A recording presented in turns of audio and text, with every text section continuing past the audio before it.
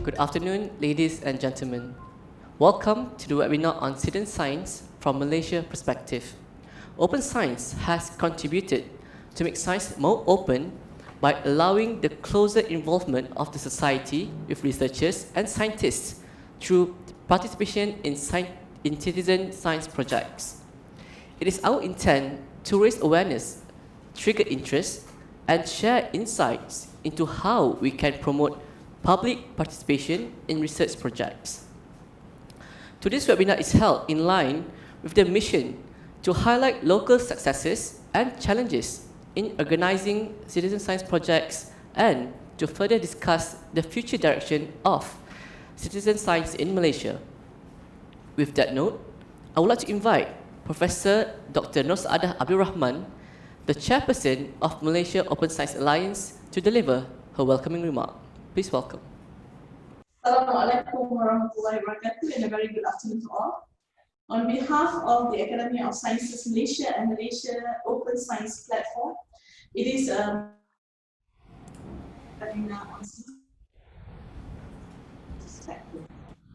Thank you very much to our keynote speaker, academician, Professor Emerita Datuk Sri Dr. Mazlan Osman, our moderator, Dr.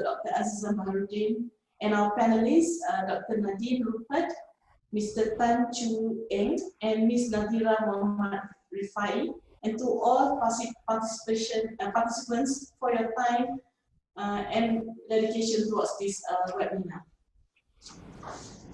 Ladies and gentlemen, citizen science is a great example of democratizing science to such an extent it is powered by public participation. It is one of the earliest formal citizen science programs organized by Wells Cook in the late 1800s. We have witnessed the global rise of public participation in citizen science programs in many research fields such as biodiversity, astronomy, and social science. Encouraging more participatory approach in research can help reduce the perceived barrier to knowledge or intellectual elitism, thus allowing knowledge transmission in society.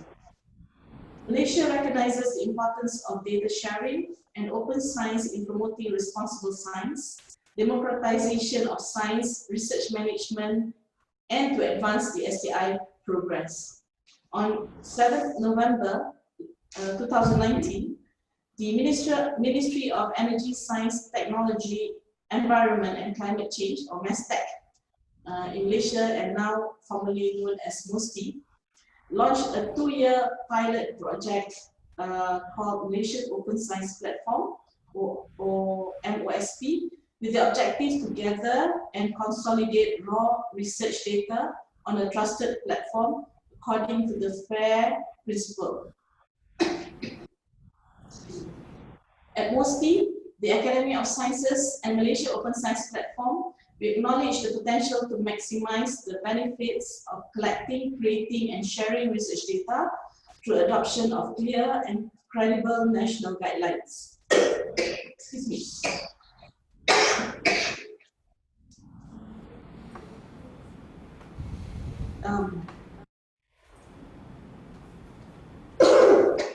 Excuse me. Okay. Anyway, sorry, I'll go back. We acknowledge the potential to maximize the benefit of collecting and creating as well as sharing research data through the adoption of clear and credible national guidelines for open science that support scientific values of transparency, reproducibility, and reuse. We also recognize the importance to have key enablers of open science, including a trusted data sharing platform and proper data stewardship practices to be in place. Hence, we believe that with Malaysian Open Science Platform, scientists and researchers can share their research data, and others who are working in the same or different discipline can also share their data. They can collaborate and work together to develop global solutions in this fast-paced and challenging environment. Besides collaboration among scientists, we believe that there is also great potential to increase scientific literacy amongst the society by promoting interactive engagement and communication between scientists and citizens. Scientists are no longer seen as elite experts working in ivory towers, but they are much needed in the public square to serve the greater public good.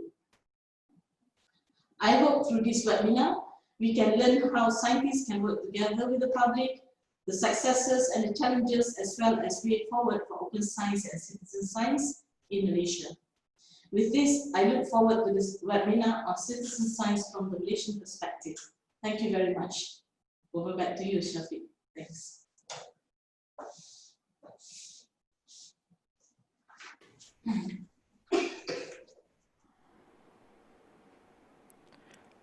Thank you very much, Professor, for your speech. Now, I would like to invite our keynote speaker, Academician Professor Emerita Datuk Sri Dr. Mazhar Osman, the Director of International Science Council Regional Office for Asia and the Pacific, to deliver her keynote speech. Please welcome, Prof. Thank you, Shafiq, and thank you to Academy of Sciences for inviting me to speak this afternoon. I'm going to be talking about citizen science and space. I just have to tell you that this is actually very appropriate that we should be talking about citizen science and space, or astronomy or astrophysics as you would want to define it, because astronomy or space science is the oldest field of science in the history of the human civilization. Astronomers were powerful men, all of them men, in royal courts, and they had sponsors, patrons who built lovely observatories for them. And but you can imagine that these people are very, very important in the past, because for those of you who have seen eclipses, you cannot you can yourself think about how terrible it is, say 2000 years ago, when people did not understand eclipses, and then suddenly the sun went dark and you could win wars or lose wars because of that. And you can also imagine if suddenly there appeared a comet up in the sky looking like a sword, like a mighty sword in the sky. Again, you could win or lose wars, or kings could even die because of fright and things like that. So, but all of this is woven into culture, and how the people actually got involved in space. It was not all about science and technology. So you see my slide here, and I have chosen this slide for a good reason. Can you change the slide? You see the slide? Yes. If you look at every dot in that picture, it is a galaxy. And if you put a 5 cent, if you have a 5 cent coin in your pocket, take it, put it on your finger and stretch your arm. Now that is the field that is being covered by this picture. So you can imagine how many 5 cent coin spaces there are if you look at the whole sky. And that's only for a single night. Then another night you see another part of the sky. So you can imagine how much data there is out there if each of that spot, of that dot, is a galaxy. Of course, I don't want to go into how wonderful and wondrous and mysterious our universe is, but that would essentially tell you the extent of the problem for astronomers. So what do? The astronomers have been the first people to share data. Whenever you talk about open science data, the most enthusiastic, the most passionate are the astronomers. When I was in Beijing for the core data meeting, that group was the most excited of all, because they would love to share the data with you. Why do they want to share the data with you? Because they need your help. And citizen science is one of the citizen science and astronomy is one of the best example. So what they do now is they have this picture, and what they do is they post on the internet. Next slide, Sufyan. Pictures like this. These are actually interacting galaxies that have collided into each other, or one galaxy eating up another galaxy. Again, I won't go into such fantastic details, but the citizen scientist is at home. He or she opens up his screen, and they can see the kinds of galaxies they are. There are much more simple pictures of galaxies. I'm not showing you what these are, the wonderful ones. And then you can go to that picture taken by Hubble Space Telescope, and you can inform NASA that you think you might have seen this kind of galaxy or not, and that will be compiled by NASA. Another kind of help they need from the public is the search for extraterrestrial planets. If you look at those numbers that I've shown you there, that number 1268, it just means that they have found 1,268 Kepler kind planets out there. And they can only do that. Of course, nowadays they also have AI to help them, but sometimes AI also misses some things, and the citizen scientist helps them. And this is not the end. We have many other images where we would like for the scientists to help us identify these candidates for extraterrestrial planets. Change, please. Yeah. Okay, so what you would be asking me is, why is astronomy such a big field for citizen scientists? One is that today, with all the miniaturization and all kinds of technologies that you can buy actually online for very cheap, citizen scientists can design, build, and operate their own devices, not just telescopes, but a lot of other things like sensors and all that.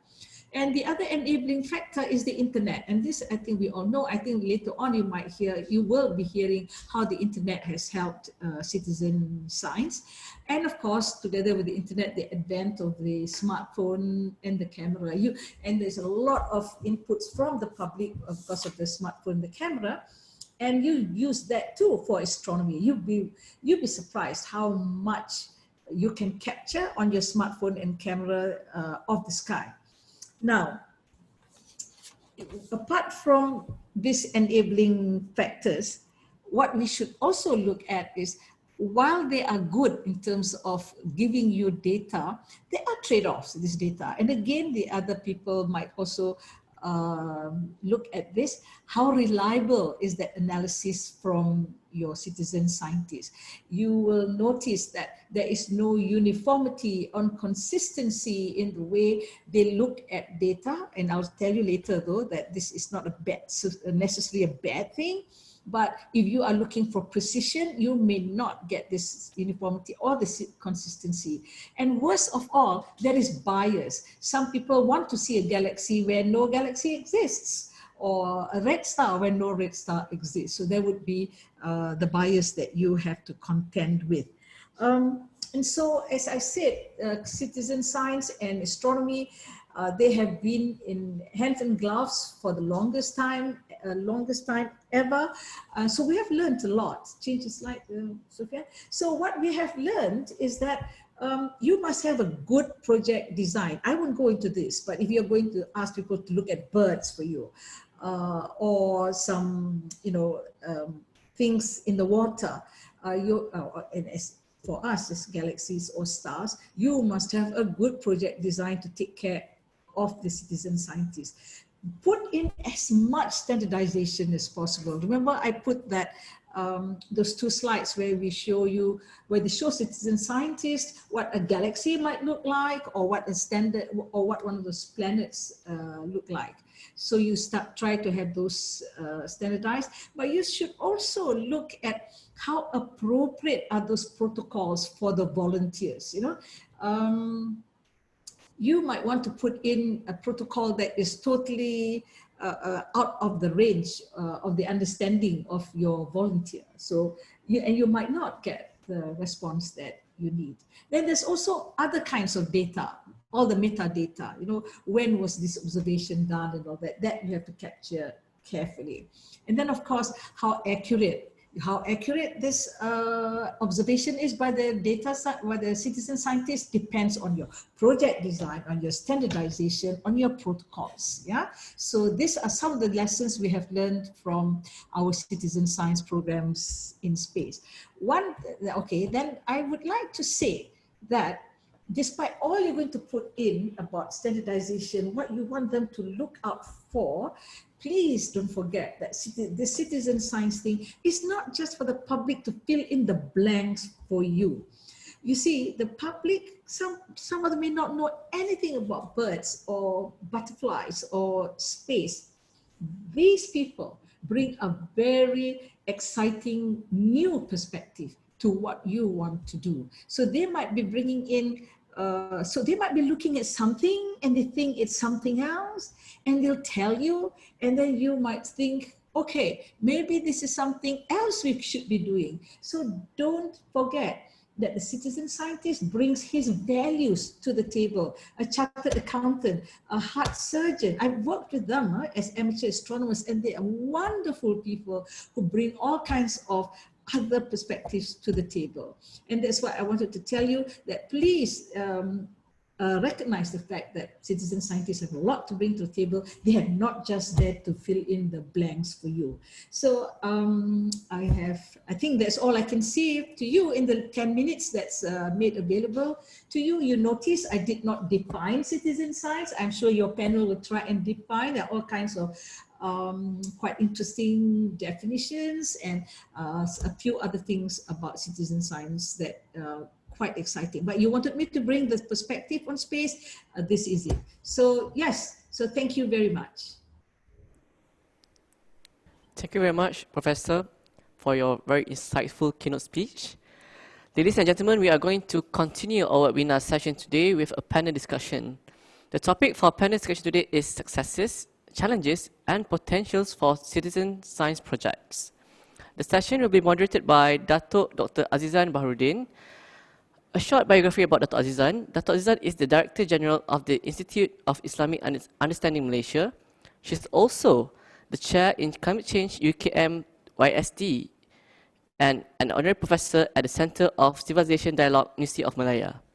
Her areas of research expertise include science, technology and society, environmental, ethics, bioethics, and science and religion. Without further ado, please welcome Datuk. Thank you, Mr. Syafiq. Bismillahirrahmanirrahim. Yang amat berbahagia, Academician Professor Emerita Datuk Seri Dr. Mazlan Osman, Director International Science Council, Regional Office for Asia Pacific. Yang berbahagia Professor Dr. Nur Sa'adar Abdul Rahman, Chair Malaysia Open Science Alliance, and yang berusaha Dr. Nurzatil Sharliza, the coordinator of our webinar on citizen science from Malaysia's perspective today. Distinguished guests, ladies and gentlemen, Assalamualaikum warahmatullahi wabarakatuh, and a very, very good afternoon to you all. More than half a century ago, British chemist Rosalind Franklin said, "Science and everyday life cannot and should not be separated." Today, her words resonate with us more than ever. People from all over the world, often armed with curiosity and motivation, are taking part in a growing array of public-centric research. Citizen science empowers the public to get involved in science in their daily lives, and today we are gathered here to learn about successes, challenges, and explore the potentials of citizen science projects in Malaysia. Ladies and gentlemen, for those who are following us through Zoom, you are invited to submit your questions as we go along using the Q&A panel. This webinar is also live streamed through the Facebook of the Academy of Sciences Malaysia and Malaysia Open Science platforms. If you are watching us on Facebook, you can also drop your questions in the comment section.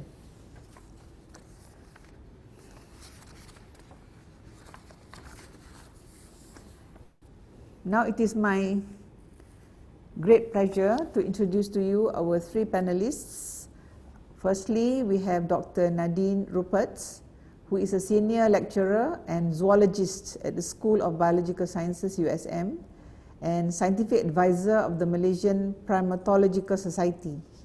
Her research focuses on primates, human-wildlife interactions, and conservation issues related to Malaysia. She founded and heads the Maca Namastrina project that studies the ecology and behavior of southern pigtailed macaques in their natural habitat and oil palm plantations near the Segari Melintang Forest Reserve in Perak. Dr. Nadine also co-founded several other primate projects such as the Langur project in Penang, Unka Small Apes of Malaysia Research and Outreach, and the Night Spotting project. And these projects have all very, very strong citizen science components in them respectively. We are also extremely lucky today because we have with us Ms. Nadira Muhammad Rifai. She is the program manager for Recheck Malaysia, which is based in Sabah.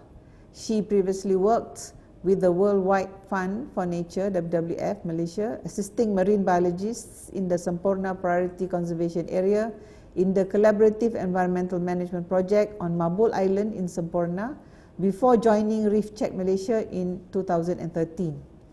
She has been involved with a number of community and outreach programs such as beach cleanups involving volunteers and local islanders and recycling program consultations with Mantanai Island villages.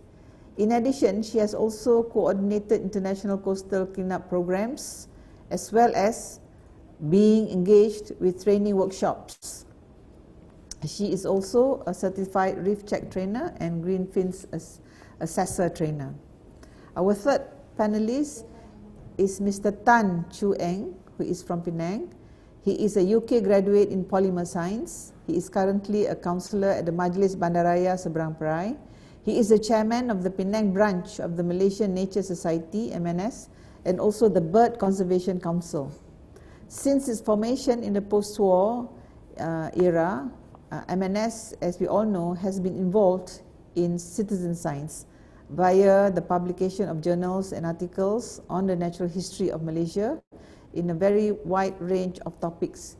He has also participated in various scientific expeditions and seminars and also presented papers organized by Perhilitan, Department of Forestry, Marine Park of Malaysia, Ministry of Tourism, Arts and Culture, as well as various national and international NGOs. So without further ado, we'd like very much for the panelists to share with us their experiences and knowledge vis-a-vis citizen science. So I would pose the first question to all of you, and each panelist will spend some time to respond to the question. Yeah? So the phrase citizen science itself was coined in the mid-1990s. Since then, people have been speaking about citizen science, and some of them have started joining citizen science projects in many areas such as biodiversity, space science, as we've heard Datuk Sri spoke just now, as well as social science. I would like to start our discussion today with a general question to all of you. What is a citizen science project or activity and focus area that you or your organization have been involved with? So I invite our panelists to respond to the first question.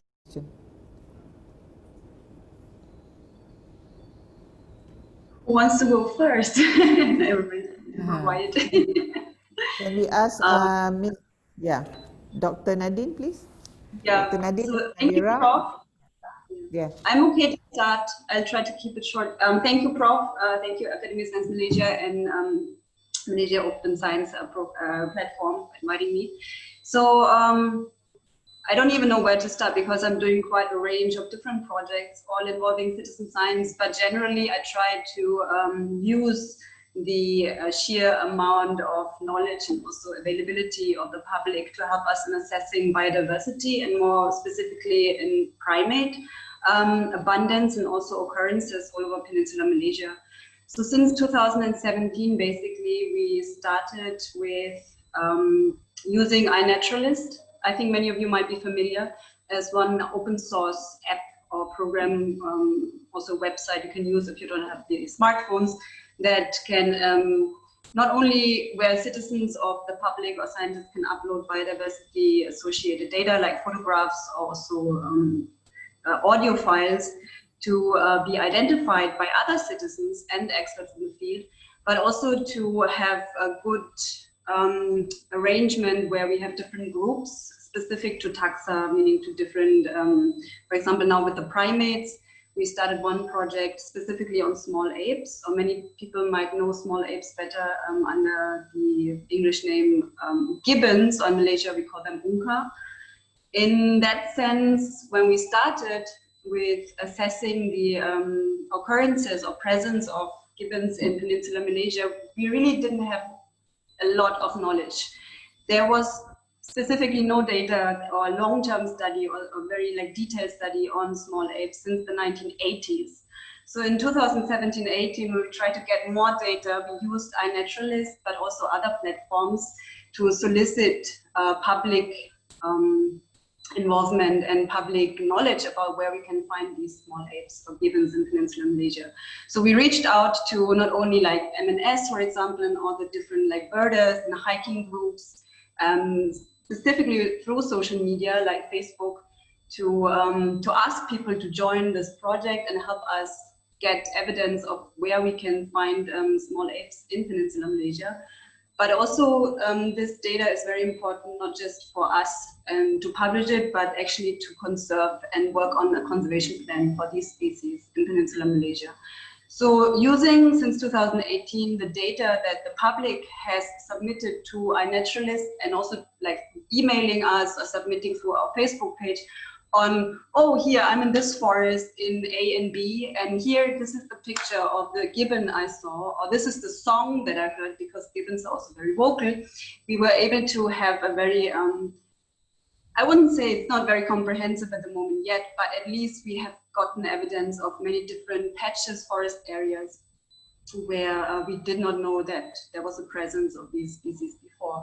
So this is a very nice round project that's still ongoing, and I'd like to take this opportunity to the public, giving the message again, we are still compiling data, assessing data, especially for an upcoming IUCN assessment on the conservation status of the gibbons. So anybody who is out in the forest, who hears them, who sees them, please email me, or look up our Facebook page. It's called Gibbons of Peninsular Malaysia.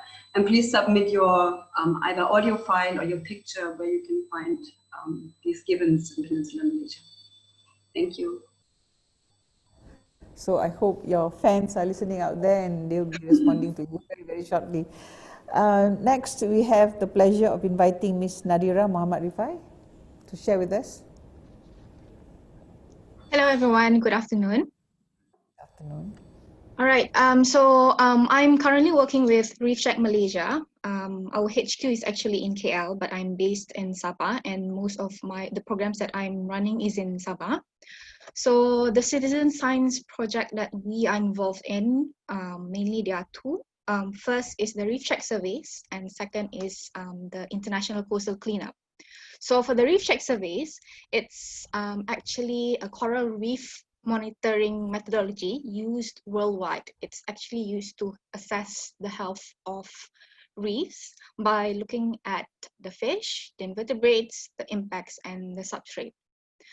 So the reef surveys are based on the philosophy of indicator species. So we are looking for marine organisms that it's widely distributed on coral reefs. It's easy for non-scientists to identify. For example, these are the indicator species like snappers, groupers, and for invertebrates, it's sea cucumbers, lobsters. Very easy for non-scientists to identify them. And the third is it can provide information about the health of a coral reef. And then using a standardized methodology, data from the surveys, we use it usually to compare sites either within an island or between states, or regionally also can. So currently we are surveying about 180 sites surveyed every year, inside Marine Park Tiaman, Pahang, in Sabah is Sipadan, also in non-protected areas like Mantanani, Matakai Island, and Davao Bay. So our data for Recheck Surveys, it's collected by certified scuba divers who have joined our 3-day Reef Check Eco-Diver course. So they can be either marine park officers or corporate company staff, dive staff, or for my program in Sabah, we have trained local communities, coastal communities in Mantanani Island and in Kudat area. And we've been surveying reefs in Malaysia with the volunteers now since 2007, and then it's still ongoing now. So the sites are revisited every year. It will depend on the funding availability lah, if we can visit the sites every year. And then that's for the Recheck Surveys. The second project that we are doing that involves citizen science is the International Coastal Cleanup. So it's actually an annual beach cleanup with where the volunteers who are joining, or they organize their own cleanups, and they are required to collect data of trash that collect in that coastal area. So by doing collecting data during beach cleanups, it's one way to identify how we can eliminate ocean trash. For example, from the data from International Coastal Cleanup in Mantanani again, the most data that we collected were plastic bottles. So what we did with the data was we started collecting, segregating, and recycling the plastic bottles. And then most of the data from Mantanani Coastal Cleanup is by the local communities themselves. Yeah, so that's the two main programs that Recheck Malaysia is currently engaging in for citizen science. Thank you. Very interesting indeed. Yeah. We'd like to now invite Mr. Tan Chu Eng to share with us. Good afternoon. Good afternoon. Can you hear me? Yes, yes. Yeah, okay. I must be the most unpopular person in this group. I'm a polymer scientist, a plastic scientist. Okay, but I don't practice it now. So anyway, let's go back to my Malaysian Nature Society. We are, a brief background, we are very strong in all states. We roughly have branches in all states of Malaysia except Perlis, I think. And so our main activities is bird watching and observation, historically until the present. We do have lots of citizen science programs, but my reference is just to concentrate on Reef. So one of the major is citizen science project we have done in the past 10 years, my garden bird watch. So when members or non-members species and a number of garden birds observed over half an hour period in one day of a year. So it's not a long term in terms of every day or every week, but only once a year. And this has been carried on for about 10 years. It started in 2010 and continued till 2019. So from there, we will plot the trend of increase or decrease of certain species of birds. And be reminded these are garden birds, so it's unlikely you will see any hornbills or things like that. So it's basically what you see in your garden. The results are published online in our own newsletter and magazine. So we may notice that things like crow, sparrow may be increasing, and some species could be replacing another species. So this program is usually done first week of June, either on a Saturday or Sunday, and it's only half an hour, as I mentioned.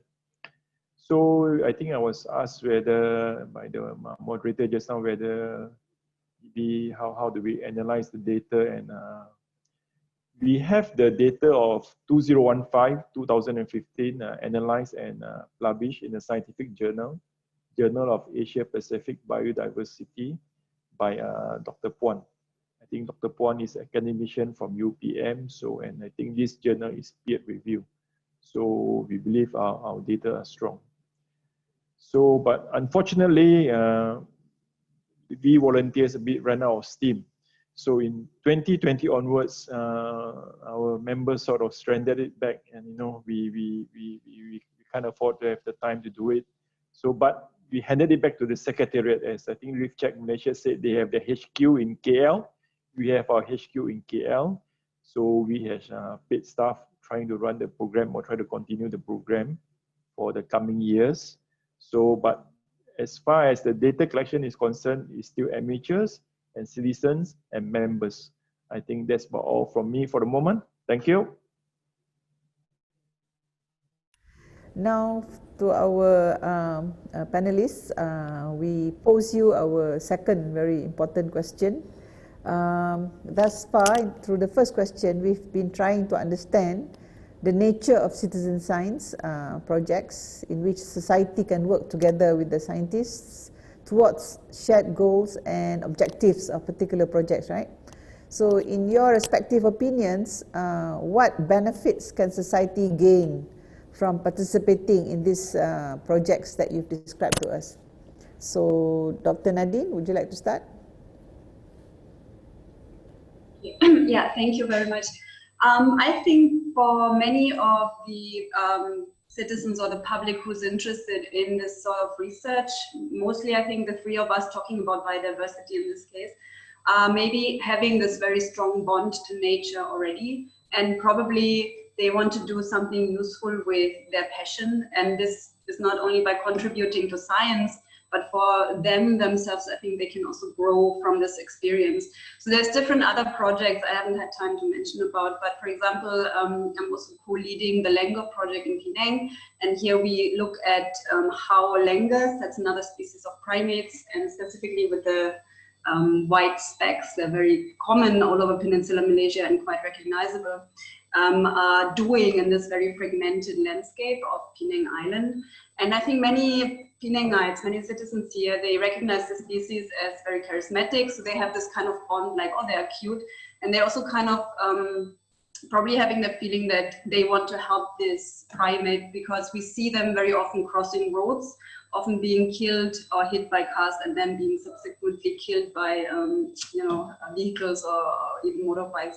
Now the people probably have the urge to help in a sense. So with this project, we have also a very strong participation of people submitting their reports where they can see langurs on the island, especially crossing roads.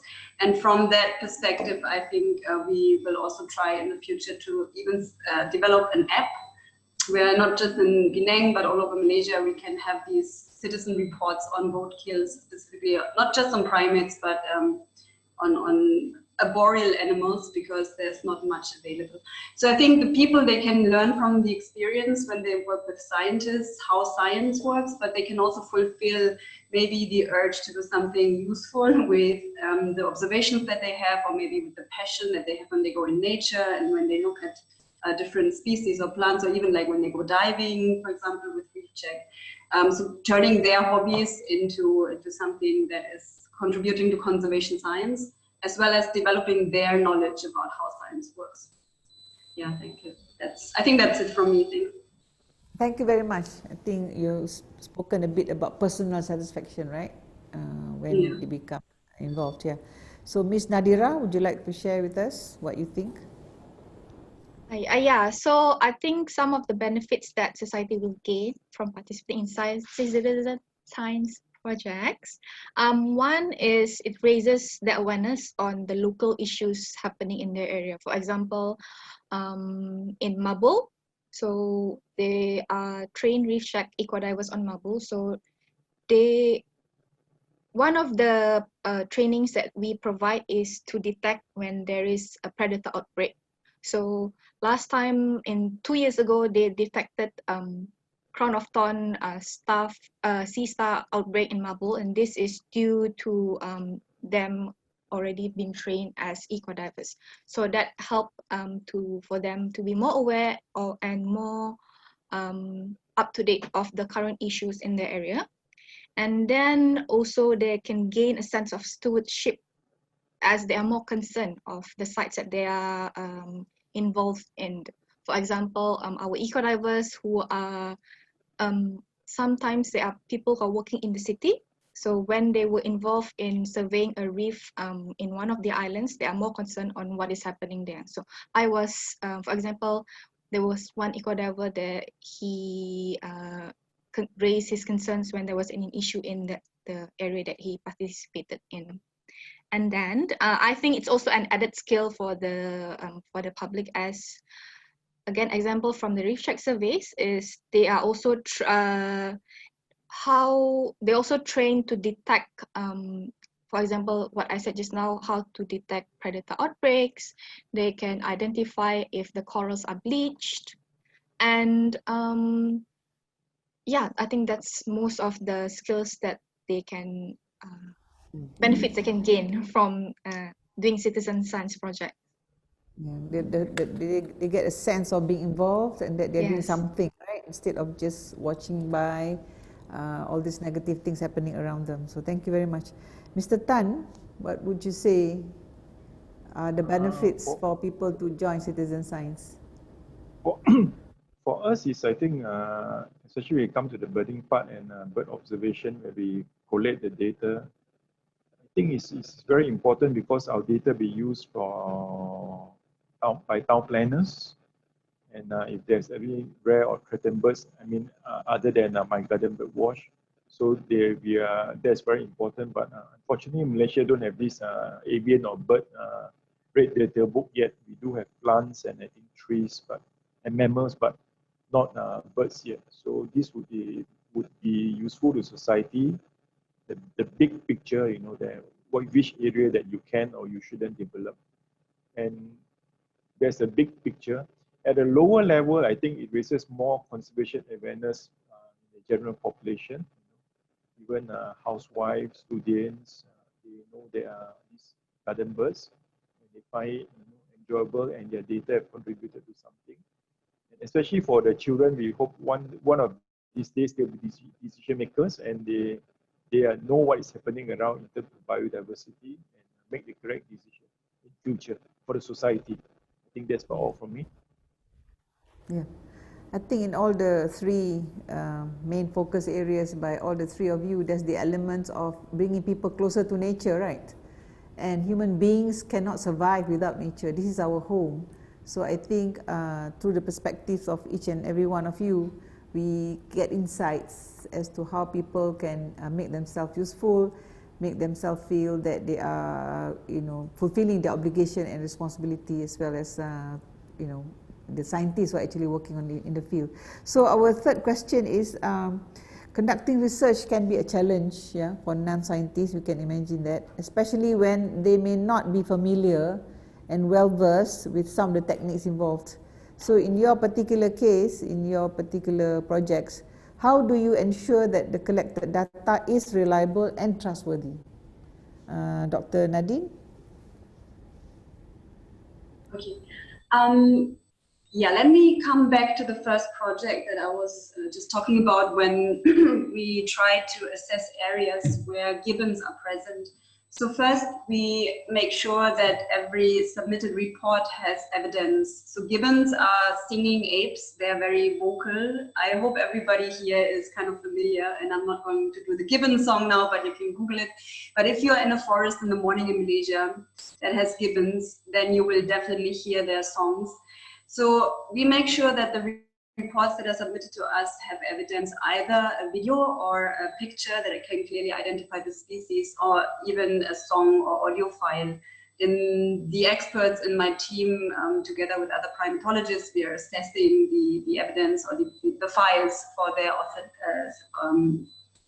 for the correct species, because sometimes it's, of course, for citizens not very easy to distinguish between the three species we have here in Peninsular Malaysia. For the other app that I was just talking about, I hope also most of you might know the Naturalist App. This is a quite nice technology, because when you submit a picture, and you can basically submit anything, it can be mushrooms, it can be plants, it can be animals, birds, sea life, when you go diving and you have your scuba cameras. If you submit a picture and then there is an AI mechanism that helps you identify to a certain, maybe not species level, but maybe genus level, and it gives you a suggestion, and you could click into the suggestion and say, okay, I think this animal, for example, is this in this genus. Now, in this community of iNaturalists, there are many, like millions of other users, and they will help you evaluate your suggestion or your choice. And then there will be a sort of discussion going on. So only when 3 people have verified that this species that you have identified as really that species, only then it will be logged in as defined or correctly identified. So this shows that also technology at the moment can give us a sense of helping to maybe reduce bias in the sense where we try to assess biodiversity in certain areas, but of course it's not foolproof. So it's always good like to check and double check. But for us, for the data we use for the primate projects, we really try to cross-check with our data and our reference banks and make sure that the data that is submitted is correct. The importance of communication, yeah, between the scientists and the citizen scientists. Yeah, thank you, Doctor. Ms. Nadira. Okay. For us, in our Recheck surveys, we do have certain requirements before any people wants to join the Recheck surveys. They have to join the Recheck Ecodiver training, and then they have to take a minimum of 3-day Ecodiver course, which involves both classroom and practical sessions. There's an 80% passing mark for the classroom ID test, and then we also do pointy dives, so we point at each fish or in substrates, and they need to be able to identify the marine organisms in immediately actually.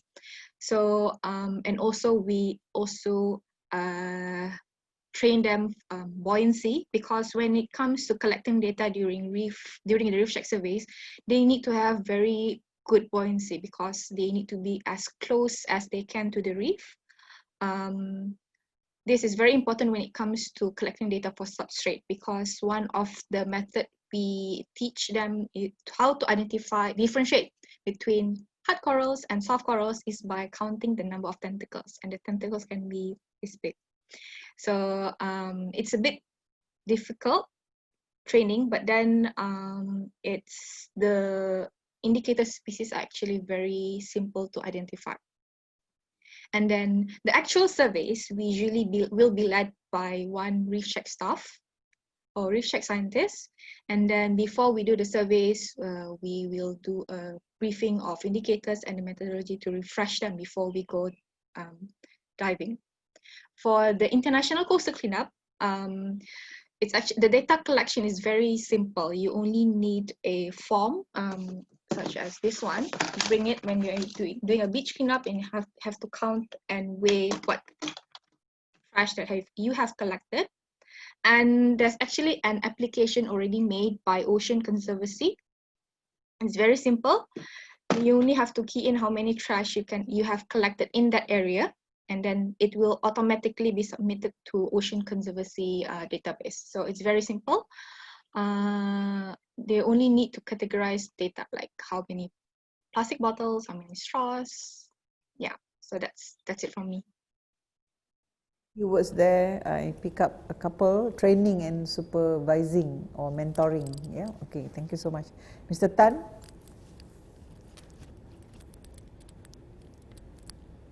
So just now I mentioned that's easy because we are talking about maybe 20 or 30 species of birds in town in your garden, and we do print a leaflet previously, but now you can get it online.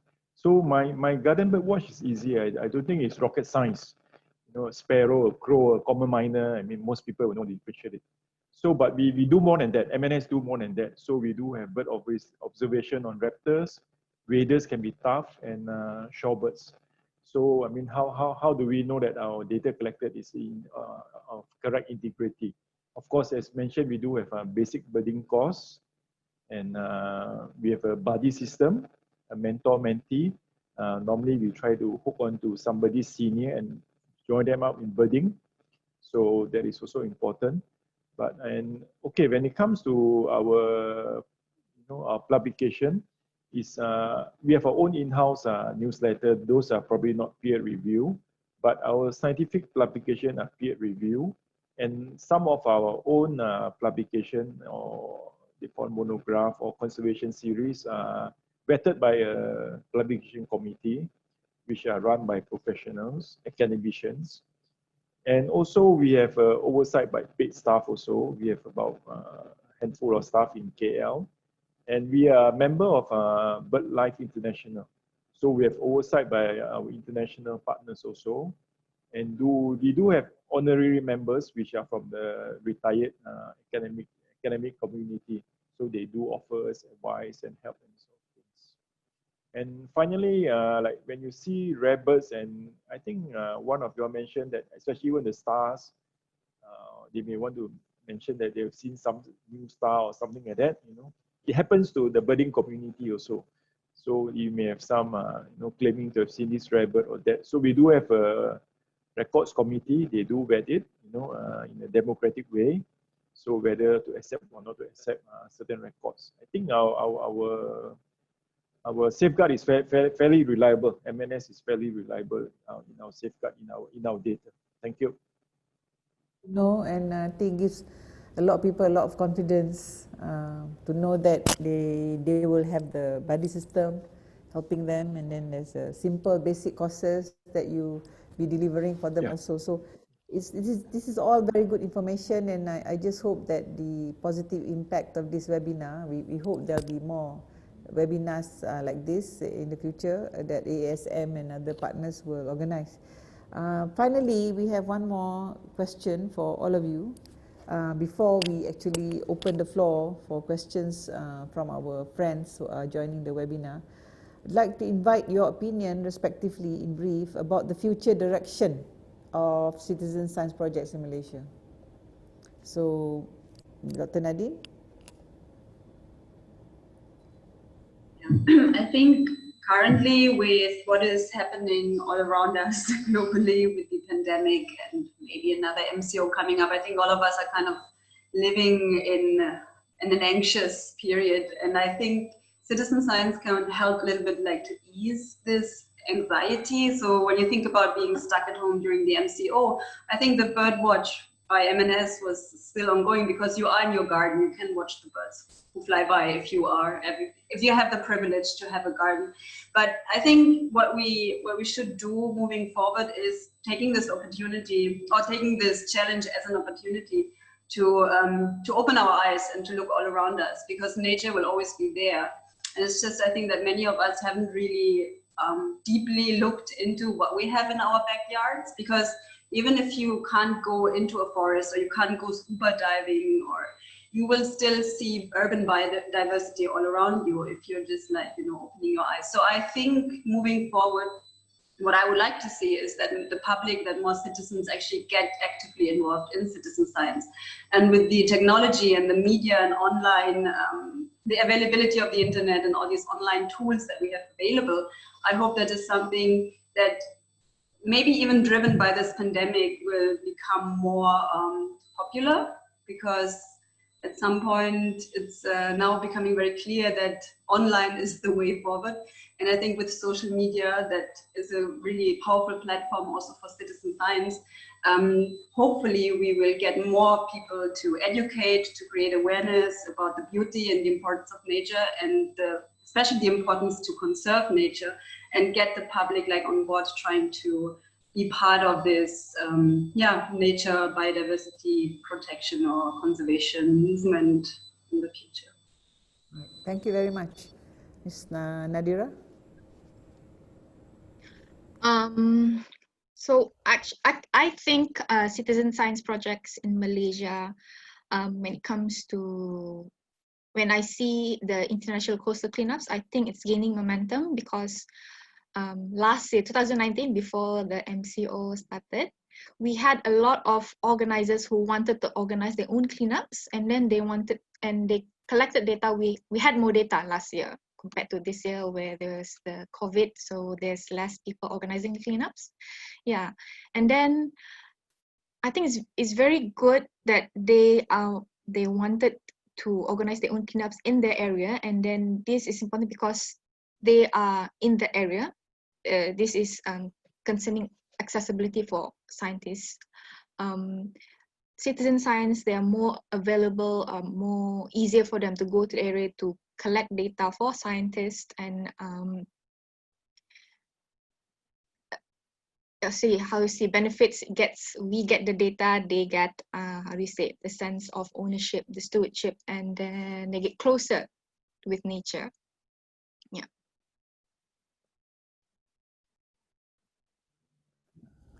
Also very optimistic, yeah.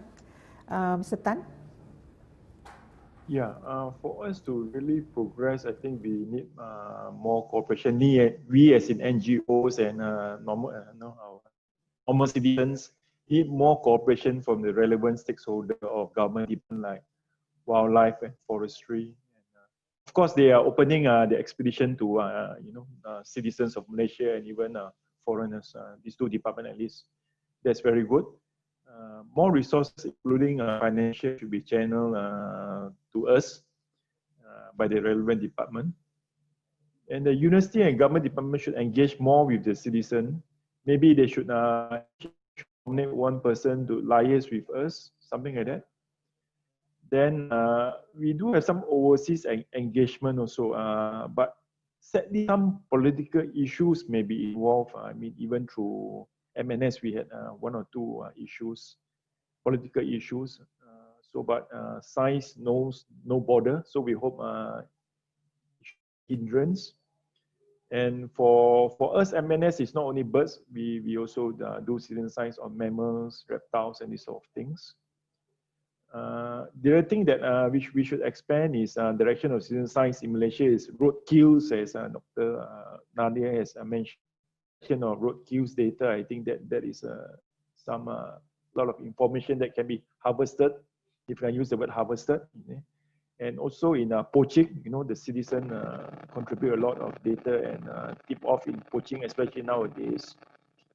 I think that is for all. That is our future. There is some hindrance, but more moral, financial, and logistic support by the government department and university is much appreciated. I think. Thank you. Wonderful.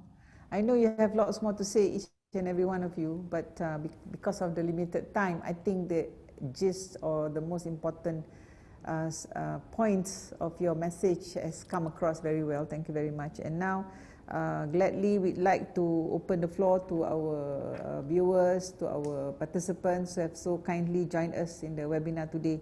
So, while waiting for participants to make the signal for their questions to be heard, we have already collected several. So, I will read out these questions, and probably question number 1, I will ask Mr. Tan to respond. The first question I'm going to read now, I'll ask Mr. Tan to respond. One of the key issues in Malaysia today is the lack of interest in science, technology, engineering, mathematics, STEM subjects. Whether some people realize it or not, there has been a kind of trend in these kind of subjects decreasing in popularity in schools. What is your opinion about the role of citizen science in supporting students' learning approach while at the same time nurturing their interest in STEM? How can citizen science actually reverse this trend? So I think this is something that is worth the attention of everybody listening in. Secondly, I would like to address this question to Dr. Nadine. How did you manage to ensure that a citizen science project, how can you ensure that a particular citizen science project is sustainable, especially in terms of recruiting and maintaining sufficient numbers of people to be involved in the project? Yeah, or would financial support be a big issue, for example? Yeah. So this is for Dr. Nadine. And the third question is for Ms. Nadira. What are the immediate and longer term impacts, do you think, of COVID-19 to the field trips and the conduct of citizen science projects? Would your beach cleanups, for example, be very much affected by the pandemic? Yeah.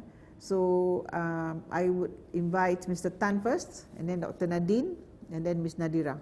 Thank you so much. Mr. Tan? Yeah.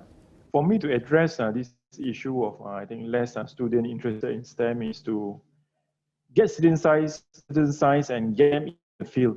I mean, get them dirty, get them be interested in things in nature, especially, inquisitive.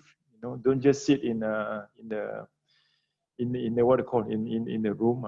I'm 60 years old. I would be lucky had I been born, you know, if I was 20 years old today, you know.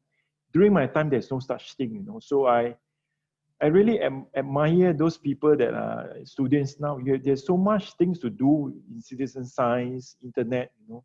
My time, there's nothing, you know. I don't have field trips. I don't go bird watching. I don't go to the beach. I don't do anything, you know. So as I said, I think citizen science will help if we get them more involved in citizen science first. Then I think as they tag along, they will learn a bit. Then they'll be probably more interested in science, observation, statistics, data collection, and these sort of things. That's all? Yeah, true. Yeah, thank you so much. We need to balance, isn't it? The technologies that keep us indoor, have to balance that with our need to be exposed to the realities out there. Thank you, Mr. Tan. Dr. Nadine? Yeah, I would like to maybe say something to this first question. As an educator working with students every semester who freshly come to university for their first year, I have actually tried to integrate these apps and this tech and social media into the learning programs. When students first come, I'm lucky I can teach one course every year. It's called Biodiversity 101, basically very simple, first basic studies about wildlife and plants in Malaysia. I make it part of their assignment to go out not just into campus of USM here in Penang, but also in their hometown, home kampung. And they have to submit at least 20 observations of plants and animals that they see to this app that I've just mentioned about.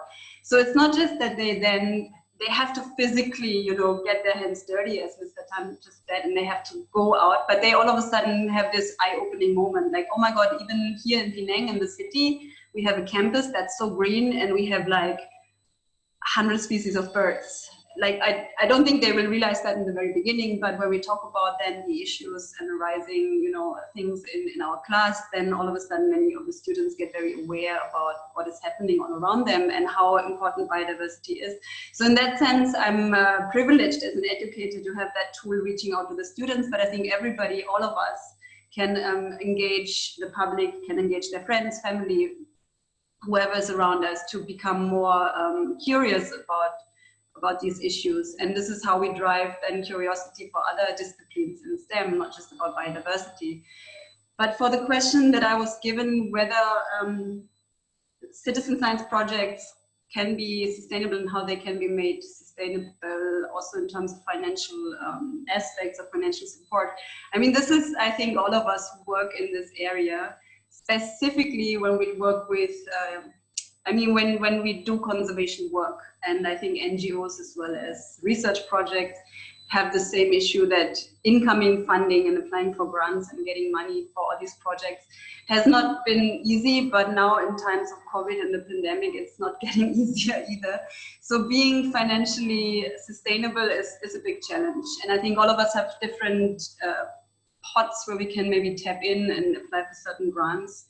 But having it sustainable also in terms of keeping interest, public interest going, and having volunteers who sign up every year for respective beach cleanups. I've also done a few, or bird watching, or submitting data to my project and so on. I think it has a lot to do with outreach. Again, talking about what we are doing, making people aware that these projects exist. And again, social media is a very powerful tool.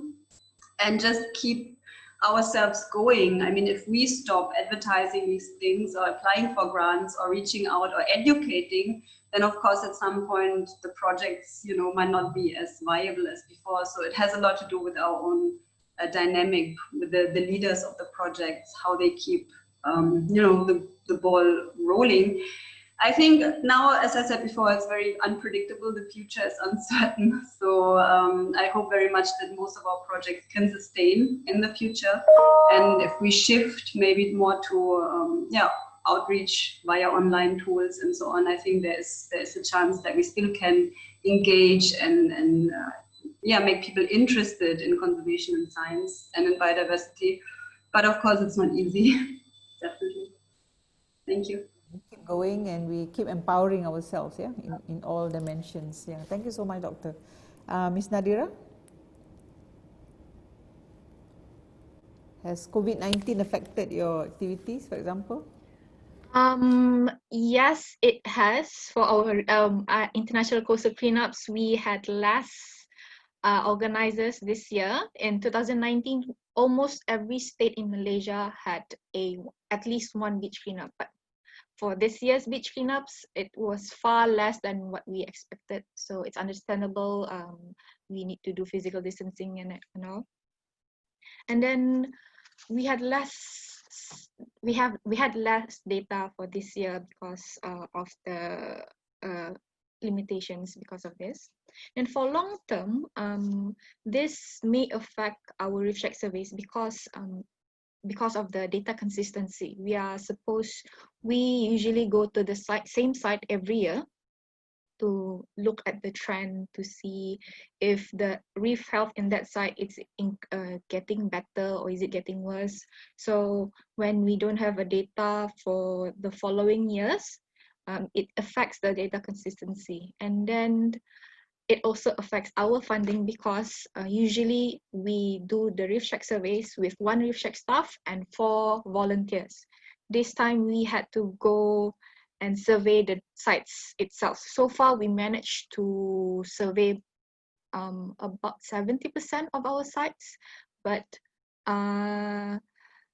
we have to wait until end of this year if we can see if we can access other sites that have not been surveyed yet. But then one of the benefit of citizen science is that we have managed to train a team of eco-divers in a lot of areas. For example, in Mataking, in Mabul, there's a team of eco-divers. They actually dive staff of a resort. So during the last time, during the MCO, when the ban to go diving was lifted, they went to survey. So it was actually good for us because we don't have to go there and do the surveys. That's for me. Thank you very much. We have a question from Dr. Zida Muhammad to Dr. Nadine Rupert. Is there any limitation to global citizen science tool, apps like iNaturalist in dealing with local biodiversity issues? If yes, is there a need to develop a more localized tool, example, app to address these limitations? So, Dr. Nadine?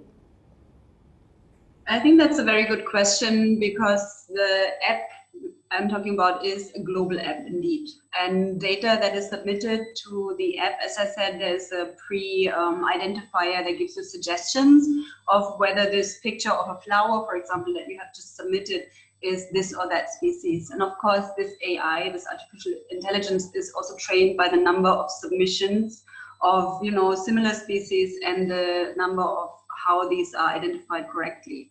But with the growing user number in Malaysia submitting these observations, and especially with, I'm not sure whether you're familiar with the City Nature Challenge that has been held for 3 or 4, I think 3 years now, all over the world, but specifically in Malaysia, the 3rd year. The number of people who engage in the citizen science. So City Nature Challenge, I think Klang Valley participated in 2019, also Penang, it's a challenge. So it's quite interesting because people get really excited about winning this contest. And the more people submit observations, and the more this AI is being trained in recognizing species more correctly. So the developers, and I've been working with them for the BioBlitz in Penang Hill in 2017, where we also have used this app to do the expedition and identify species in Penang Hill. They have suggested, or they have kind of, they confirmed that the more people participate, the more accurate the identifications become. So at this point, I think the AI is trained quite well for Malaysia. I don't see any specific reason why we need a localized app, but of course, if this is something that might, that might empower people, maybe feeling proud about a national app, something that is about very like identity for Malaysia, that will help also biodiversity identification and protection, then that might be a good idea actually to have a national app working on this. As from the technical part, as far as I'm aware of, there's no issue at the moment. Thank you very much. I'm sure there's lots more Dr. Zida and Dr. Nadine can talk to each other about. And I think it's okay by the organizers if some of the questions that are meant to be discussed today we don't have time for, that our viewers, our participants can actually contact our panelists on their own time, especially when they have something, you know, quite serious and quite important to discover answers for. Yeah. So thank you so much, Dr. Nadine, also Dr. Zida, from Miss Samista, is it Mr. Samista? I'm sorry if I don't get the gender correct, from India. I think I would like to address this question to Mr. Tan, if it's okay with you, Mr. Tan. The question is, if there is an indigenous community residing near a national park or conserved area, then how can we as researchers educate and spread awareness for them not to disturb the habitation of these wild animals? So as best as you can, you know, there's this scenario where we are close to a community.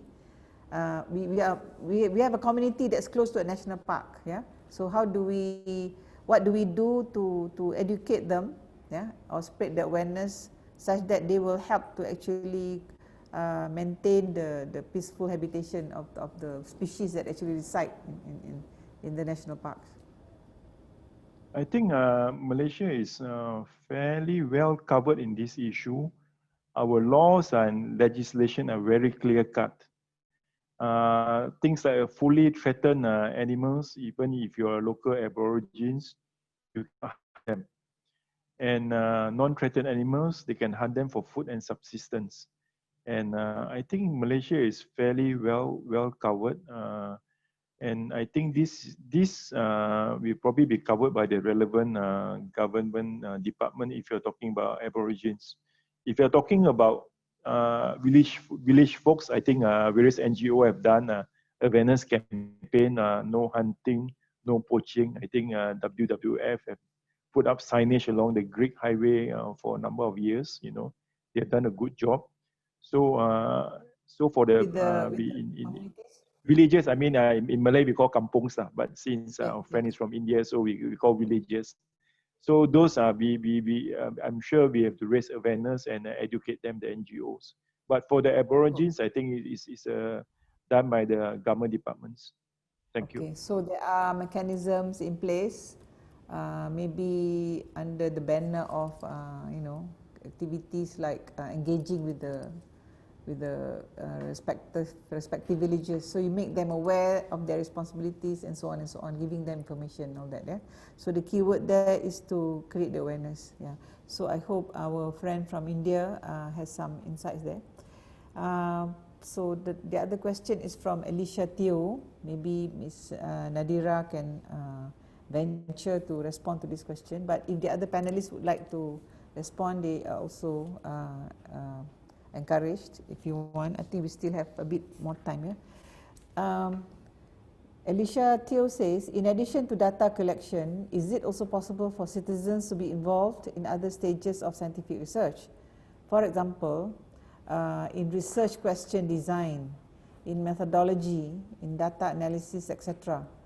Research in citizen science has shown that this helps with citizen motivation and with the long-term sustainability of the citizen science program itself. So is this approach feasible for your particular initiative, Ms. Nadira? Okay,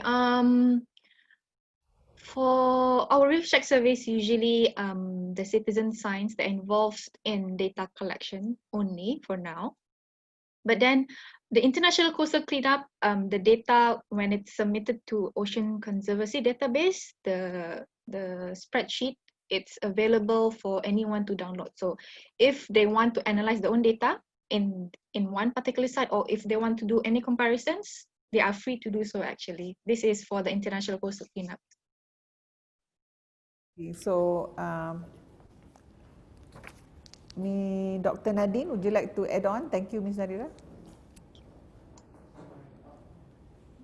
I think I'm not sure about like biodiversity projects at Malaysian level where citizens can do more than data collection, apart from, you know, being in the field and being part of the team as volunteers. But I think in astronomy, as Dr. Mazlan has just mentioned, it's also about analyzing data. So I think it depends on the field where citizens can become usefully involved in. Yeah, I'm sorry. At the moment, I'm not quite sure about the Malaysian landscape where you could do more than collecting data. I mean, it's a very important job to collect the data. As I said before, often we lack manpower, we lack people in the field, boots on the ground. So, I mean, even monitoring, we have touched very, very shortly on this about like poaching, dismantling traps, and what, for example, MyCat and other organizations are doing. It involves volunteers and citizens. So it's not about data collection, but about patrolling and enforcing presence in an area to make sure that poachers or encroachers are not in protected areas. That's another point maybe that's important. But about methodology, I'm not quite sure at the moment. You want to add on anything? Is it possible for citizens to be involved in other stages of the research? For example, in the design of the research question, methodology, data analysis? So it sounds as if Alicia is slightly more on the serious side. I mean, she's closer, if you have the spectrum, she's closer to the scientist work itself, yeah. For us, it's simple. You join MNS as a member, then you can be in the decision-making, position to decide the methodology and these sort of things, For MNS, MNS easy. You join MNS and we can discuss. Yeah, for MNS it's easy. It's easy. Very good. Okay, right. Thanks. Right. Thank you very much. Thank you very much for all the questions from the floor. I think we have had very important insights right from the speech of Professor Nosada, Datuk Seri Mazlan, and all the three panelists. I think we have a very important insight into what citizen science is all about. There's a long way to go in terms of making people understand and fully support this movement. But I think it can help make STEM, something that has a renewed kind of meaning and importance to society. You don't have to have a Bachelor of Science degree to join in a citizen science program. That's the most important thing, I think. And most fundamentally, we are all inhabitants of the same planet Earth, which now is crying out loud for us to assist it to remain healthy. Everybody knows about the climate change situation, how important it is for let's say in the here and now for all of us to do the right thing as far as the pandemic is concerned, for example, and all that cannot be achieved if we don't have a real understanding of what biodiversity is, what are the ecosystems, and how should human beings, Ms. Nadira mentioned the word guardianship and what do you call it, we should be responsible for our actions towards nature. So I think it's a very important webinar that we've had today, and I hope that Academy of Science Malaysia will continue to provide us this platform, and also there's no stopping the other partners like the Alliance itself, Citizen Science Alliance, to work with other partners at the universities like you've mentioned just now, for us to further this effort. And we wish everyone the best of luck, and I think in these challenging times there is no other choice but to keep looking forward and to keep going, to empower ourselves to do what we can, how much we can. So thank you very much to all the panelists for a very, very insightful and helpful discussion. We are glad to know that there are plenty of opportunities out there for the public to participate in citizen science projects in Malaysia. Together with Professor Mazlan's talk on space science, I think we've touched on 4 areas, but there's so many other areas that we can be talking about. So before we conclude, let me share with you another quote from an American ecologist, Aldo Leopold, in the late 1940s, when he said, "We can be ethical only in relation to something we can see, something we can feel, something we can understand, or otherwise have faith in." It's important to know The Malay proverb is tak kenal maka tak cinta. If you don't know something, how can you love it? So you have to know that thing, yeah. And the issue of tangibility, yeah, letting your 5 senses be involved with the thing that you want to know is very important. So this is what I think basically, fundamentally, basic science is all about, for us to actually be in touch with nature itself. So I believe through the involvement in research, we as the public can make an impact to our country and the world. As we work together, we can protect and save our planets and create innovative technologies that will benefit the whole of humankind. With that, thank you very much, everyone. And now I shall hand you over to the MC today, Mr. Shafiq. Thank you.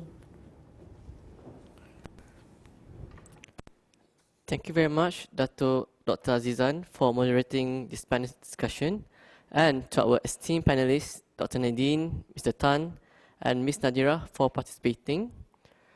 We would like to thank you everyone for tuning to our webinar session today, and please keep yourself updated by following us on our social media, Academic Science Malaysia, and also Malaysian Open Science Platform. With that, I would like to conclude our webinar today, and I wish you all safe and a wonderful day. Thank you.